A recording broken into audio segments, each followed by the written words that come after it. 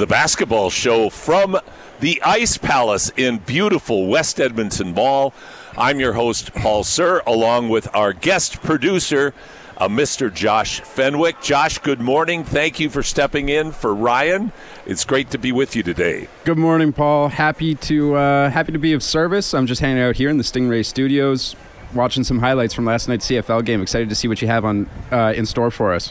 Well, get that football stuff off the TV right away. Look for the 3x3 highlights, all right? We gotta go with that, Josh, today, because it's going to be all about 3x3 today. Absolutely. Among a lot of other basketball conversations. But this is our last show of the year, and all season long we've been building up with our primary sponsor, which is the Hoop City 3x3 Basketball Festival, going on right now down on the surface in the Ice Palace. We've got an arena set up. We've had two heavy-duty days of action. Yesterday with the finals of the Quest, our light Quest, having the LA team winning their way into the Challenger that will be taking place in Taipei in October.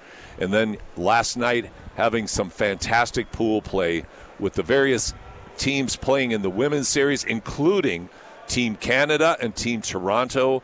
Team Canada absolutely dominating their first two games. Team Toronto split, but it's great Canadian content. But we've got, I think, between both men and women, we've got almost 20 countries from around the world represented here today. So you can text in any comments that you have to our text line at 833-401-1440, 833-401-1440. I do have a poll question today, and it's not 3x3 related. I'm going to ask a very interesting hypothetical question. Who, when it's all said and done, will have had the greater NBA career? Cooper Flagg, complete unknown, highly touted, hyped probably more than any player since LeBron James coming into the NBA, or Shai Gilgeous-Alexander, now the reigning MVP in the league, NBA champion, Canadian, has established himself as a superstar. If his career trajectory continues without injury, we could be looking at really one of the all-time greats in our Canadian representative in Shai Gilgeous-Alexander. But how good do you think Cooper Flagg's going to be? And that's what we're interested in knowing. So get your info, text us, 833-401-1440, and Josh will share where you can also vote online. So we're looking forward to hearing what you have to think. Now, we're going to do something a little different. Normally we do Three from Deep when we start the show off, but I had the opportunity to have a special guest on today, a gentleman I've known for a long, long time. Greg Jockims from Saskatoon, Saskatchewan, is here with me today. Greg, a phenomenal basketball coach, national champ at the University of Saskatchewan. Greg, that was 2010? 2010, yeah, good memory. Good memory. 2010, Greg defeated, I think you defeated Carleton in the semis and UBC in the finals, if I remember correctly. Yeah, I appreciate your bringing those great memories back. Yeah, we defeated Carleton in the semifinal in Ottawa, and then went on to play UBC in the final, who we had played in the Canada West semifinal a week or so earlier. So two amazing victories, close games. It was a fabulous time. Well, and any team that ever beats Carleton in the national championship playoffs, that's not a feather, that's a whole bird, because very few teams have been able to do that over the last 20 years. Yeah, that was one of the obviously greatest games I've ever coached in, and being able to beat Carleton. It was a bit of a journey. We went to play them earlier in the season in their tournament because I knew we had a very good team, and we had a really good chance to go to nationals. So we entered into their invitational tournament in October and went out and played them, and they beat us in their gym. But we went to school on that and learned a lot of things from playing them in that time in their own gym. And then when we faced them again in the national championships, we took a lot of the information that we got from playing them earlier in the year and applied it in that national semifinal, and obviously we were successful. Well, you were successful, and I think I'm hoping, actually, Greg, that I have Michael Bartlett, the CEO and president of Canada Basketball, on in the next segment. But I'm hoping you can maybe stay if your time allows for the last segment today, or for 10:40 to 11. For sure. Because I don't want to blow by what that meant, because I think for people who aren't familiar with youth sports and haven't really heard what a powerhouse and juggernaut that Carleton is. I mean, when you're talking about national championships that far exceed what UCLA accomplished under Johnny Wooden, yep. I mean, what Carleton has done has really they have been the standard bearer across the country. And from the coaches I've talked to that have played them, Coach Dave Smart, who now is down in a Division I program, I think it's Pacific, yes, right now. Yep. Smart, he was just able to get a level of toughness in his guys. I mean, there's skill, obviously, and he had really talented players. But there was a level of toughness that would be more similar to NCAA Division I basketball than it was typical, certainly culturally, across the country in youth sports. Is that a fair comment? Yeah, I think Dave Smart himself changed the culture of youth sport across the country because of the standards that he set in terms of scheduling. They played lots of D1 schools. They would be playing in August. Basically, they turned the commitment to be a national championship into a 12-month commitment in terms of the training, in terms of their scheduling, and just commitment to be great. And the long journey that we went on, University of Saskatchewan, to try to compete at that level, you look at what the best people are doing and you steal some of their ideas, because if your schedule and your training and the things that you're doing aren't on par with the teams that are, in this case, Carleton, continuously winning the national championship. If you don't do similar things, you're not going to have a chance to compete with them. So Dave Smart changed the way youth sport is approached, certainly on the guys' side, in terms of level of commitment, the quality of your schedule, and how much you're putting into trying to win.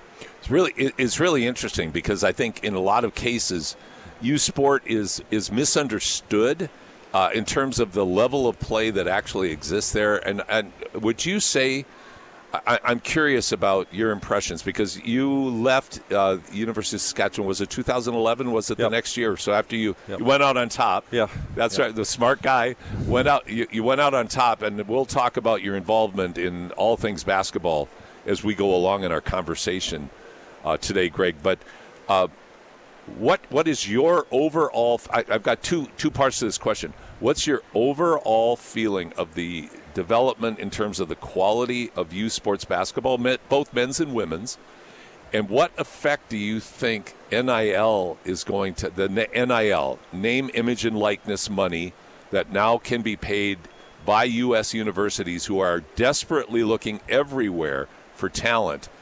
What do you think, first of all, let's do part A, quality of play. Is it better now today, in your opinion, than it was 15 years ago when you won the national championship? Two-part question of that. When I won the national championship, I'm speaking from a Canada West perspective, there weren't as many universities directly involved in the Canada West division. So, therefore, the talent is drawn to fewer schools. I think with all the schools that Canada West has expanded into, I think up to 17 schools. That is, and it was around 10 when you were there? Yeah, I think that was the max of what it was. So I think there was 10 total, I think was what the number was. So it's gone from 10 to 17. I don't think the number of players playing at that level has increased to correspondingly maintain the super high level of competitiveness. So there's that side of it. So I think it's watered down the talent pool a little bit. But to counter that, I think there's been more emphasis on that year-round training model that, that, again, Dave Smart has brought in, that if you want to be successful, you need to be training 12 months a year.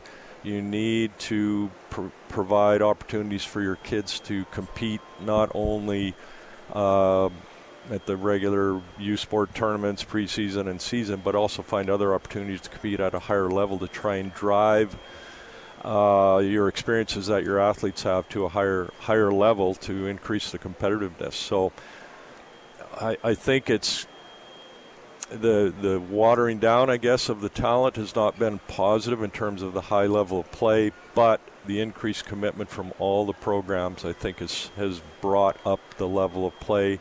So it's at least as good as when we won the national championship, and maybe even a little bit higher. Well, and one other facet to that I'd be really interested in your opinion on is, in addition to that, the basketball landscape for development at the younger age groups now is completely different than it was in 2010, with the proliferation of clubs, of prep schools, of all the different options that go way beyond the traditional high school model that we had in Canada, which is in essence echoed what they had down in the United States, where it also has changed dramatically. But it has that development of has that proliferation of club opportunities and the play that they get their kids involved in, with traveling all over the country down to the States. Do you see the development of talent paying off, given how much time and money families and kids are paying for them to play? Are the kids getting better? Are they raising the level of play correspondingly to the amount of investment that they're putting into it? Well, that's a hard question. That's a loaded question. Yeah, it's very hard. Having been a parent who's been involved in minor sport, and my kids have been all over, and the amount of money that we've paid, hopefully it's been a positive experience. But more opportunities for kids to play at higher levels and against competition is going to help. Yes. I mean, there's always, if somebody doesn't approach it the right way, or you don't have a good quality coaching, but I think simply just the opportunities for kids to experience the game for more of the year and not just a seasonal type of structure, and also other competition. You mentioned going to the States and all the things that go on with the clubs has helped. And there's many more kids playing, which means the level of competition is higher, which means the development opportunities are higher. So, there's more kids playing. It's going to be better. Well, and to your point, like from a parent standpoint, having had sons that played basketball as well, myself and two other gentlemen, the great late Phil Allen, who was a Hall of Fame coach, and Dave Dorward and myself, we formed the Edmonton Grads Basketball Club back in 1997 for those exact reasons. Because there were no opportunities outside of the provincial team programs which existed at that time for young players to go down and experience that tougher competition. You just had your internal interprovincial competition, and if you're lucky enough, you got on the provincial team. So we did exactly what we're describing right now, and it was impactful. It really changes your perspective, because you get outside of your comfort zone. You get into areas with players that are at a completely different level than what you're familiar with on a day-to-day basis. Like you said, there's an asterisk to that, like in terms of coaching, et cetera, like that. But the opportunity to experience that has just gone through the roof. Around the same time that you started the Ed Grads, we started Junior Huskies right around that time, and we were all, there was 3 or 4 tournaments in Alberta and Saskatchewan at that time where Prairie Dog Classic. Yeah, there you go. The clubs would go because of the, trying to provide more opportunities for good players. You just, if there was a good player in a high school and they don't make a provincial team, their development's going to be quashed. And they're out of that system, so we needed to provide other opportunities for kids to compete and play and continue to develop. Development is about opportunities to play and compete, and then solid coaching is the other big pillar of development. It's an interesting comparison, and maybe we can talk about this a little bit later. But it's an interesting comparison, for instance, with let's say the European system. Much is made of the European system, because right now in the NBA, you look at Nikola Jokic, year on year regarded, along with SGA, as the best player in the league, with a scoring machine in Luka Doncic, the new svelte Luka Doncic, which is going to be interesting to watch this year. Skinny Luke. But people make a lot of the superior skill development that people feel that they have in Europe, because there's such an emphasis on playing games in North America as opposed to time spent in the gym on the fundamentals. Like finding that balance is really, I think, a challenge in North America, because basketball has become so entrepreneurial. So between the club training and the tournament participation, the emphasis is on playing lots of games as opposed to necessarily spending a lot of times on the basic fundamental development, and that's why people point to the European model. Yeah, no, I agree. I think sometimes the success of kids in North America is in spite of ourselves, because there's not really a firm It's a plan. numbers game. That's right. There's just so many kids playing, especially in the U.S., that kids will find their way to the top of the mountain. Right. There's not really a structured plan. It's just kind of out there, and there's opportunities, and hopefully it works out. Europe, I think, approaches it much more from, here's a plan. Here's what we need to do to develop players from a skill development standpoint, and how much competition should we have. There's a plan in place, I think, with a lot of these big clubs, and they hone and develop and foster players' development throughout and try to balance that skill development with the opportunities to compete. And, there's an argument that can be made that they produce more high-quality, high-skilled players than we do in North America, but we have higher-end players just because there's so many more kids playing, and it does create those elite players. It really does. It's such an interesting and fascinating topic to try to there's somewhere in the middle, there's magic that I think would benefit both systems. But we're going to have to take a break right now. We're broadcasting from the Ice Palace in West Edmonton Mall, the home of the 2025 Hoop City 3x3 Basketball Festival. Today we have men's pool play, and my gosh, you got to get down here and see these teams play. We have the Olympic gold medalists in Team Amsterdam. We have the #1 ranked team in the world in Team UB from Serbia. Great friends of Nikola Jokic. He comes and hangs out and plays with them all the time. And then tonight we have the women's playoffs, and Team Canada is looking like they are ready to try to defend their 6-time title defense right here tonight.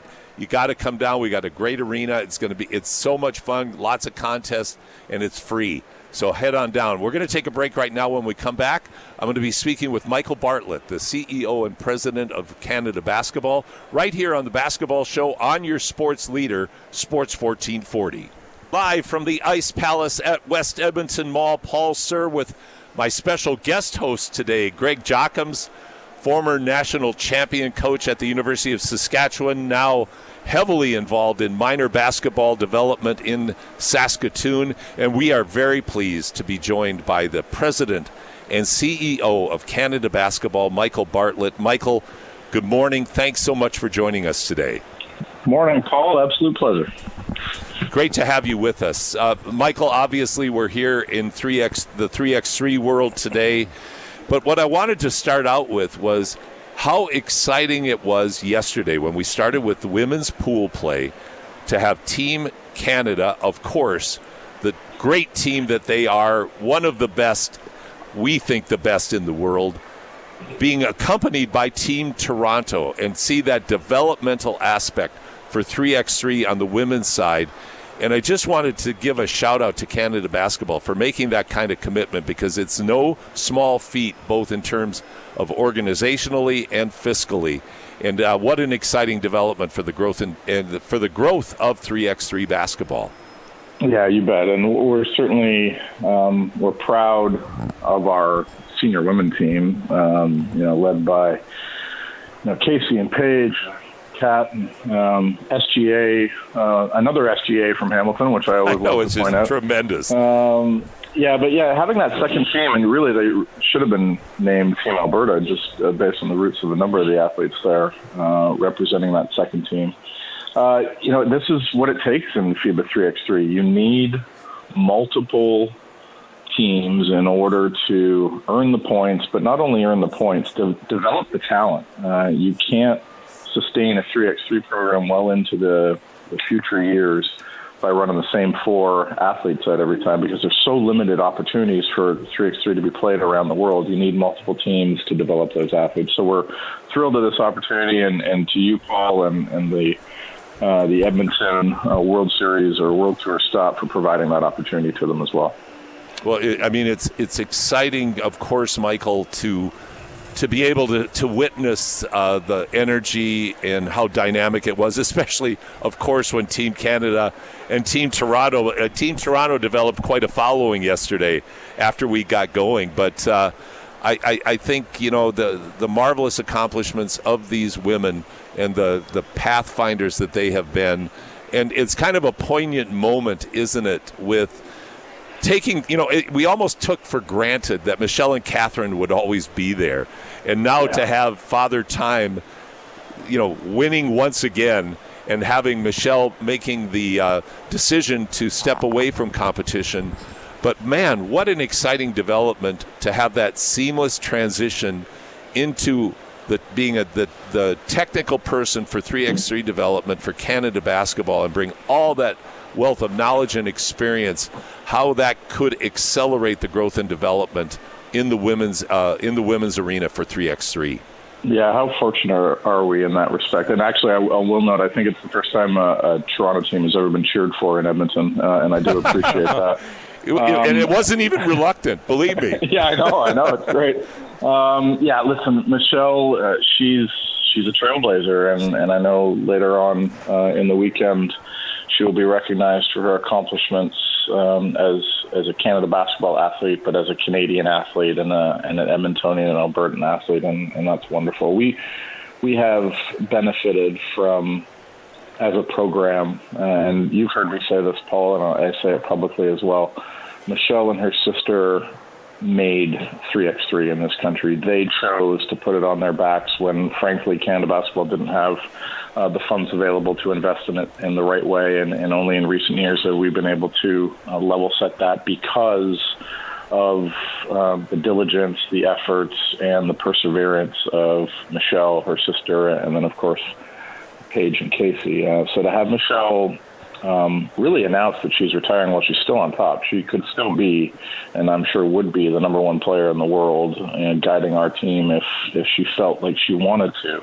But for her to put her hand up and join our staff team, our high-performance team, guiding both the men's and women's evolution of 3x3 as a program discipline, everything from the technical development to the player identification and training.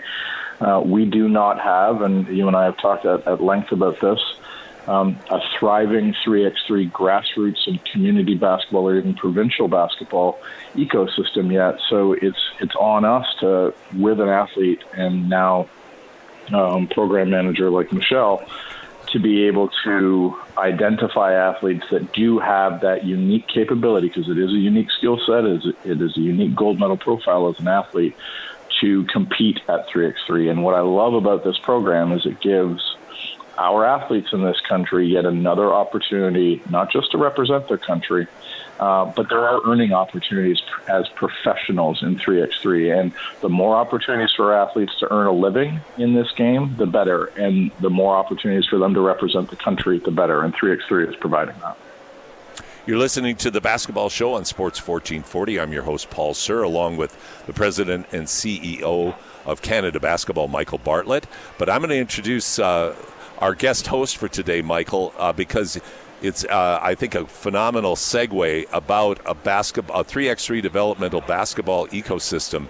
And Greg Jockims from Saskatoon and his Saskatoon Minor Basketball Association that he runs are very engaged in 3x3 development. And Greg has a few comments and questions for you.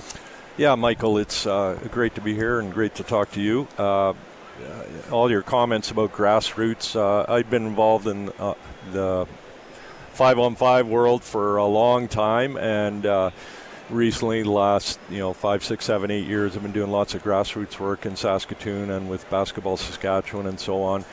Anyways, the 3-on-3 is trying to come to grips of how we can fit the 3-on-3 developmental model into the basketball grassroots ecosystem to continue to develop kids and players and coaches as we move forward. I'm just interested of discussions that Basketball Canada or Canada Basketball has had and thinking about where can we fit in the 3-on-3 into the provincial team models so that the grassroots can really grab hold of it. We've tried to do a lot of 3-on-3, and I think kids and families are really interested in it. We do have a league in Saskatoon, and we're looking at maybe trying to do a provincial series of events that lead to a provincial championship. But it's hard to try to, where does it fit, and what are your thoughts on that? Yeah, well, it's a great question, and I think sometimes maybe we think about it and complicate it. Think about it a little too much and complicate it a little too much.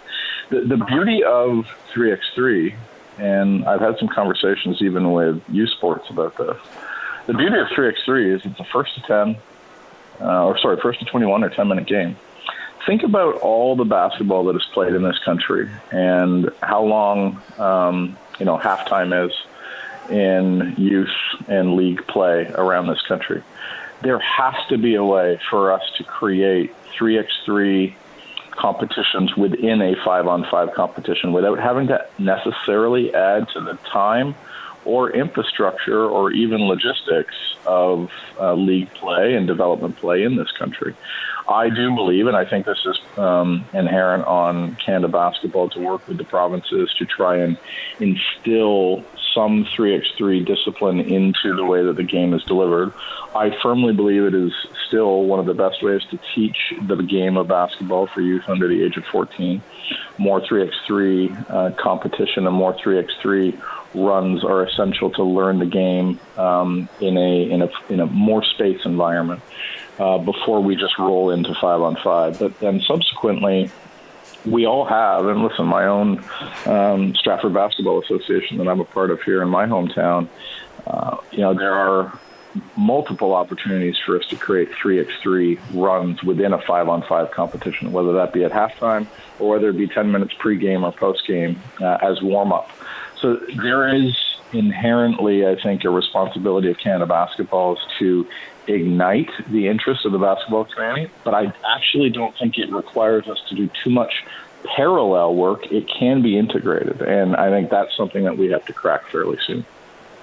Yeah, I agree. Trying to find an integration model where everyone feels comfortable and nobody feels that, the 3-on-3 world is starting to compete or take players away from the 5-on-5 groups. And, there is a struggle to try and figure out how that fits together.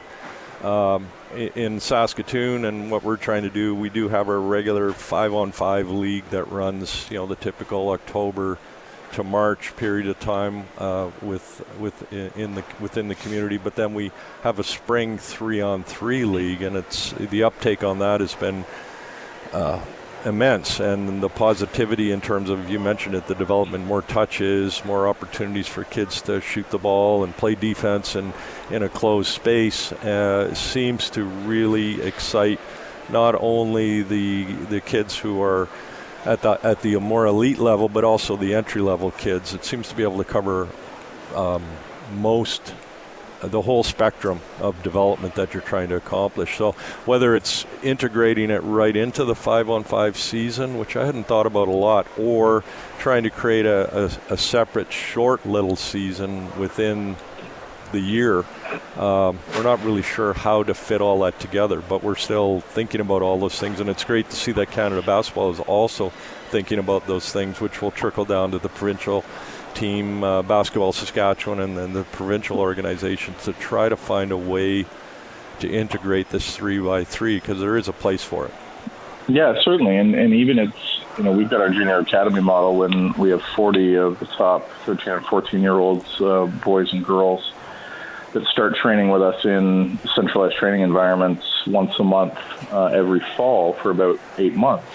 We are now integrating 3x3 into even that academy model. So we have to start at the national team, everything that we control, and then incentivize provinces that run their own academies, their own provincial basketball models, and then down to the club level as well.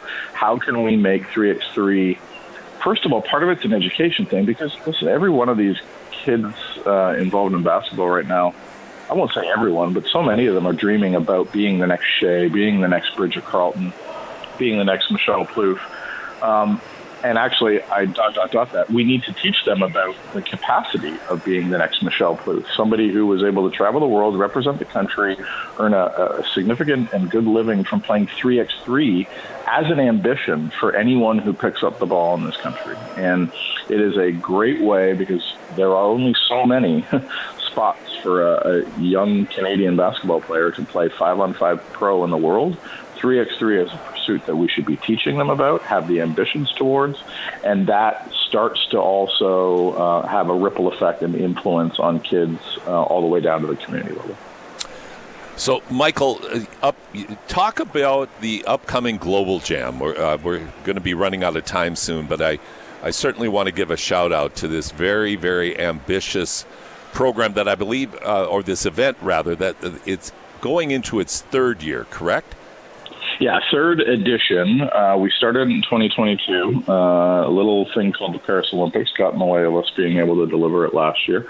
It is very ambitious. It's an event that Canada Basketball started for a number of reasons. One, it's an under-23 focused age group event. Our best university-aged athletes against best athletes from around the world. We've got Georgetown University representing USA on the men's side, University of Texas, a Final Four team representing USA on the women's side, and then Japan, Puerto Rico, and Brazil are joining us too. Parallel to that, actually the weekend leading into it, we're running our first ever U23 3x3 national championships as well. And the provinces are all sending men's and women's teams under 23, again, university-age athletes. And there's reason for that. Why are we targeting that age group? Well, to your point, it's about stoking the pipeline. Michelle, we can't rely on the next Michelle and Kat just putting a hand up or creating the next dominant 3x3 program in the world. We have to start identifying talent at an age group where we can introduce them to the game, test out their capacities, but then also help them fall in love with this vertical of the game. So we're really excited about bringing that tournament and that specific age group and integrating that into Global Jam as well. So what are the dates? What are the dates for that, and where can people find out more information? Yeah, anyone that's interested in joining us in Toronto, specifically for the U23 3x3, we're calling it Canada Hoops, presented by Sun Life. That starts next Saturday, August 9th. It runs the 9th and 10th in downtown Toronto. Very cool location under the Bentway, which is a really urban spot in downtown Toronto. And then Global Jam, the 5-on-5 tournament itself, tips off on August 13th and runs through the 17th of August with the championship gold medal games happening at 5 and 8 Eastern. All of those games, all of the Team Canada games and gold medal games will be broadcast on Sportsnet as well. It's fantastic, Michael. Well, kudos to Canada Basketball for all of the efforts, methodical, being familiar with the growth and development of 3x3 and what an uneven journey this sport still is going through globally. Yeah. But for Canada Basketball to be solidifying a centralized plan and a methodology to how to grow and develop the game, not just at the elite level, but as Greg's questions were leading to, and as you've been commenting on, to be able to be working towards something that will grow and develop the sport at all levels is kudos to Canada Basketball. A very exciting time for 3x3 and basketball in general in Canada. And Canada Basketball is doing an outstanding job of leading the way. Well, thank you, Paul. Kudos to you as well. You were, as the kids say, an OG in the 3x3 space, and one that has taught not just Canada Basketball, but Canadian basketball a lot about what this vertical can mean for the country, national team, all the way down to community. And I know the amount of effort that goes into hosting these World Tour stops, and we're certainly grateful that you bring this opportunity to Canada and to Edmonton each and every year. Well, thanks for that, Michael, and thanks so much for making time today. It's been great to have the conversation with you. Have a great weekend, and all the best for both the U23, 3x3, and for Global Jam coming up. Michael Bartlett, so much, CEO and President, Canada basketball, joining us today. Thanks again, Michael. You bet. Take care, guys. Okay. We're going to take a break right now, and when we come back, Greg and I are going to continue our conversation here on the Basketball Show on your sports leader, Sports 1440, live from the Ice Palace in massive, beautiful West Edmonton Mall. Here in the capital city, we are the home of the only major 3x3 FIBA event in North America, the 2025 Hoop City Basketball Festival, where we featured what's called a Light Quest, which is a men's qualifying tournament. Team Los Angeles won that yesterday, defeating a team sponsored by Lugano out of Switzerland, but populated by all Canadian players in a very exciting final. They will be going to a challenger, a men's FIBA 3x3 challenger in Taipei in early October, followed by pool play by the women's series, led by Team Canada and Team Toronto, to the crowd's delight yesterday. Today we kick off with the World Tour men's pool play. We have a shootout preliminary round at 12:30, games beginning at 1 o'clock. And then tonight at 6 o'clock, the women's playoffs begin as well. And in between, by the way, everybody, we have promotions galore, up to and including Chick-fil-A sending 100 flying cows from the sky with promotions and freebies that will be here. That's worth the price of admission, which, by the way, there is none. This is free. Come on, you got to come. You got to check it out. The place looks great. It feels great. The energy is fantastic. Team Canada is the favorite to repeat as champions of this event. Get out, support your team, but also just come and enjoy. We got great exhibitors. We just have a tremendous festival going on down here. I'm here with my guest co-host today, Greg Jockims from Saskatoon, Saskatchewan, former university coach, now heavily involved in minor basketball sports. Was Greg also for 1 year, you were the inaugural coach for the Saskatchewan Rattlers in the CEBL. Isn't that correct? Yeah, that was a great run in 2019, and we were fortunate enough to win the inaugural or first-year championship in Saskatoon. We did defeat the Stingers in the semifinal. Sorry about that. It's okay. And then defeated Hamilton at that time. That was a team in Hamilton. I think they moved to Brampton now, but. Yeah, that was a great run. It was very challenging being the first year of the league, and all the things that need to be done behind the scenes to make it run properly and make it work. It was very challenging but very rewarding. You have a habit of going out on top, don't you? You win a national championship in youth sports, you leave, you win your first year, you win one at Saskatchewan in the CEBL, you take off again. Are you a front runner, Greg? Is that what we got going here? Well, leave on a high note. If you're familiar with the old Seinfeld, I think George Costanza always tried to do that. Leave on a high note. So maybe that's who I'm trying to emulate. Well, let's talk just briefly about the CEBL. Now it's in season 7. You were in season 1. Like you said, very challenging because out of the gate, this was a fledgling operation. First, I think, I coached in a league called the International Basketball League here in Edmonton, the Edmonton Chill, infamous Edmonton Chill, and leading into the Edmonton Stingers, part of the IBL.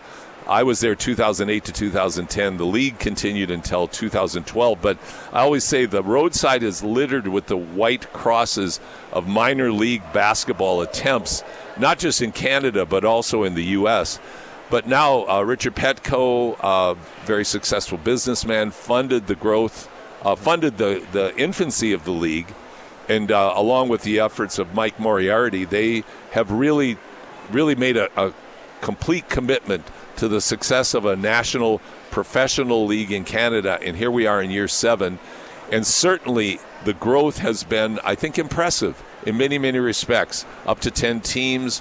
Teams like Winnipeg, averaging 7,000 to 8,000 a game.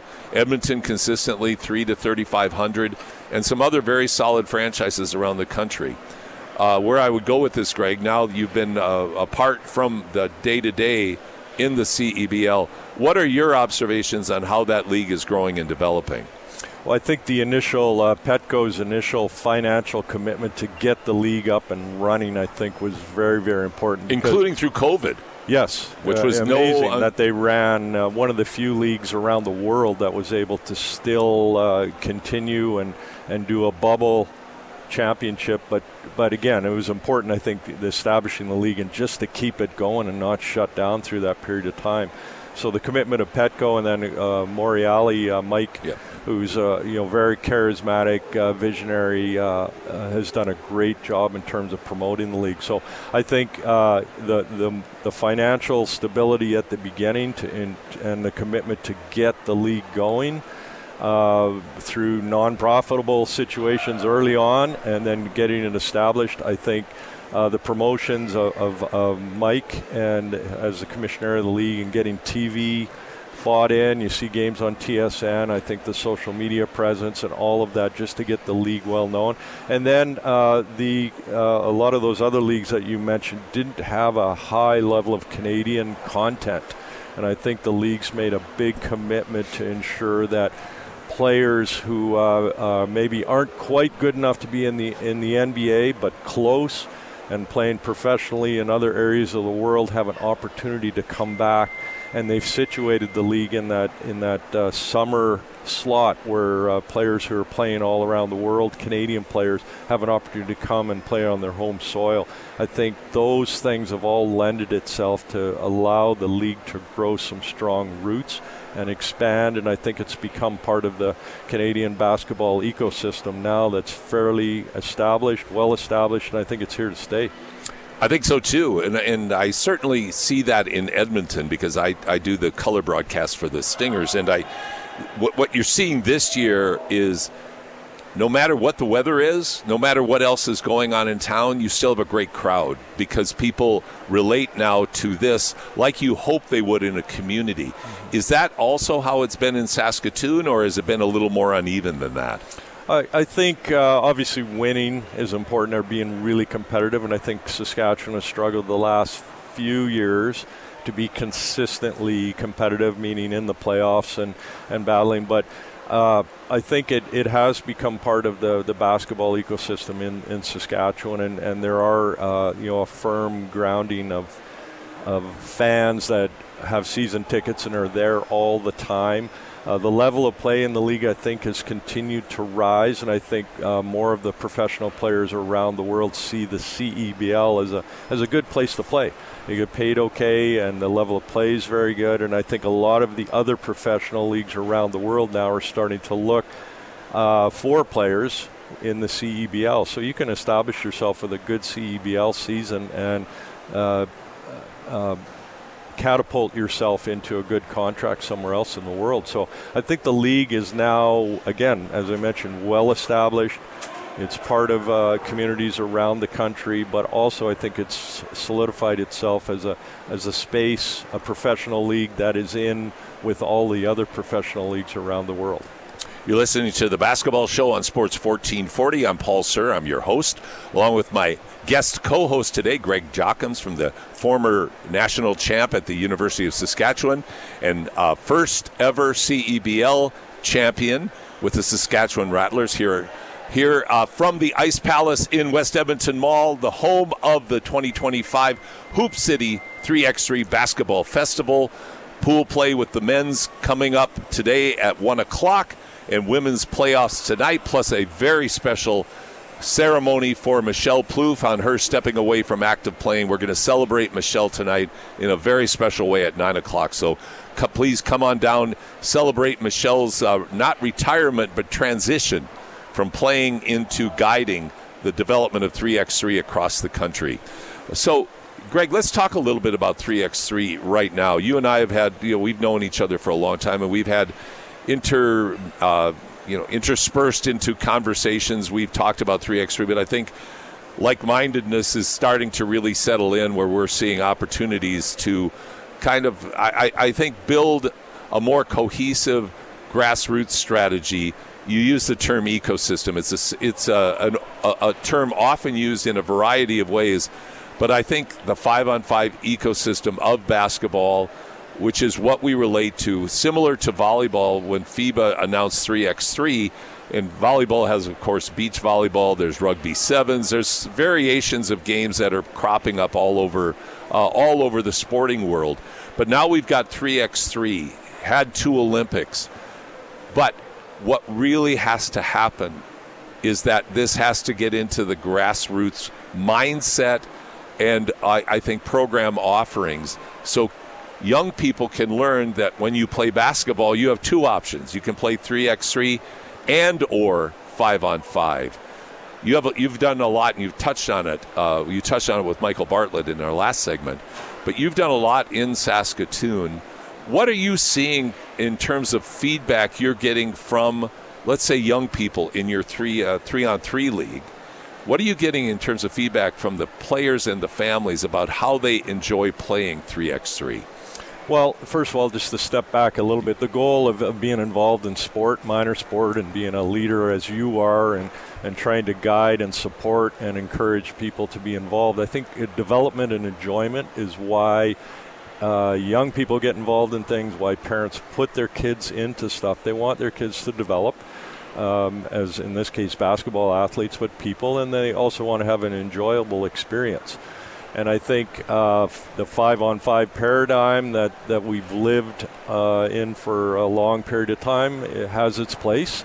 But I think the 3x3 or 3-on-3 model needs to be fit into the basketball or developmental ecosystem, because there's a tremendous amount of development that can occur and enjoyment when young kids are playing and being involved in 3-on-3 that can lend itself or complement then pursuing a 5-on-5 situation. So at the grassroots level, the comments have all been positive. The kids who want to develop more or maybe been playing for quite a while in the 5-on-5 setting and really want to extend or grow their game, 3-on-3 allows more touches, more strategic decisions to be made on defense and offense. I think it's easier to have a 3-on-3 game or tournament or competition because you don't have as many players involved, and you get a chance to play high-level competition more regularly. I mean, think about when you're developing as a young, you go into the gym and there's maybe not 10 guys or gals in the gym, and you can still go to one hoop and play a high-intense game of 3-on-3 and still get out of it what you want to get out of it. The other side of it is entry-level kids and the ability to get lots of touches on the ball and shoot the ball more instead of having to run up and down the court and maybe see the ball once or twice in a game. If you're just an entry-level, in 3-on-3 you have to touch the ball, you have to play defense, because every possession you're going to be involved in. So I think the positivity across the developmental spectrum for 3-on-3 to find its place in that developmental and enjoyment area is untapped potential that needs to be tapped into. So in Saskatoon, we've really tried to complement.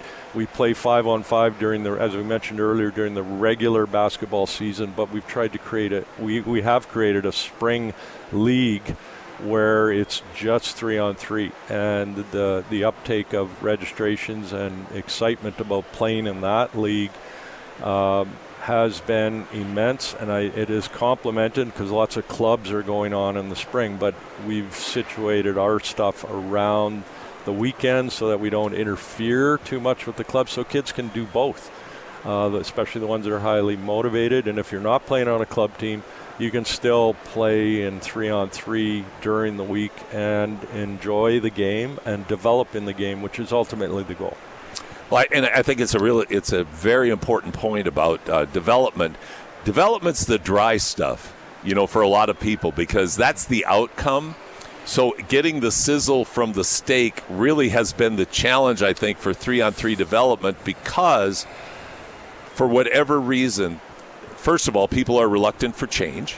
You're familiar with 5-on-5, especially if you're a young aspiring athlete and you have goals and ambitions that are very lofty. I want to go to the States. I want to play Division I. Well, then you got to be part of a club. You got to travel to all these tournaments. You got to be seen, on and on and on. But I think what you've hit on, too, is the sizzle in the steak here is it's just a lot of fun to play. And once young people and even older people, because this is a little bit of an aside. I keep telling people, if you're over 35, why are you playing 5-on-5 anymore? Unless you're an elite athlete, you should play 3x3. Better workout, shorter time, fewer injuries.